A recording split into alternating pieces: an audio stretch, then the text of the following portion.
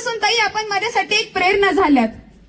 जेव्हा आपण संसदेत उभे राहून बोलता तेव्हा असं वाटतं की हे फक्त भाषण नव्हे तर जनतेचं मन बोलतंय. तुमचं प्रत्येक वाक्य म्हणजे विचारांचा दीप जो महाराष्ट्राच्या प्रत्येक कोपऱ्यात उजेड पसरवतोय. सुप्रियाताई, you are the think tank of India's politics, the moral compass of democracy and the guiding light of nation's future.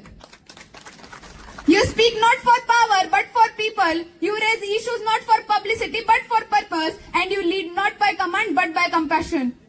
Your words in parliaments are not just speeches, they are lessons in humanity and justice. आपण वाद नाही करत, संवाद घडवता.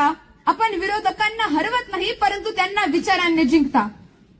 अलीकडेच आपण म्हणालात की शेतकऱ्यांचा प्रश्न हा केवळ आकड्यांपुरता मर्यादित नसून ते त्यांच्या जीवनाचं गणित आहे.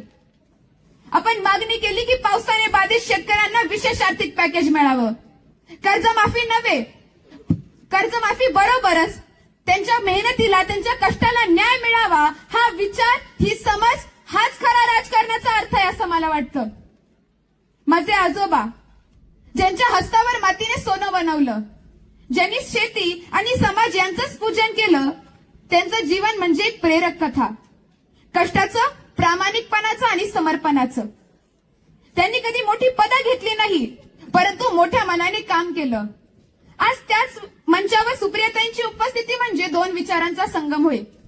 एक मातीचा विचार आणि दुसरा मातृत्वाचा. And I would just like to say that both of you, my grandfather and सुप्रियाताई, believe that leadership is not a position, it's a purpose, not a title but a trust. You both live for people, not about them. ताई, या कृषी मेळाव्याचा हेतूही हाच आहे. शेतकऱ्यांना आवाज देणं, त्यांच्या समस्यांवर उपाय शोधणं आणि त्यांना नव्या तंत्रज्ञानाशी जोडणं. आपण नेहमी म्हणता की शेतकरी मजबूत असेल तर देश मजबूत होईल. हा विचार प्रत्येक तरुणाच्या मनात रुजवणं ही आजच्या काळाची गरज आहे. ताई, your journey reminds every girl in this country that politics can be pure, leadership can be graceful, and power can be used for people, not for pride. Because you are not just a leader, you are an emotion, not just the daughter of Sharad Chandra Pawar Saheb, but the daughter of entire nation. आज आपण सर्वजण एका अशा सणाचे साक्षीदार आहात जिथे समाजसेवा, विचार आणि कृतज्ञता एकत्र आली आहे. मी पुन्हा एकदा सर्व मान्यवरांचे व उपस्थित पाहुण्यांचे धन्यवाद मानते की त्यांनी आपला मौल्यवान वेळ काढून या कार्यक्रमास उपस्थिती दिली व कार्यक्रमाची शोभा वाढवली. धन्यवाद. जय हिंद, जय महाराष्ट्र.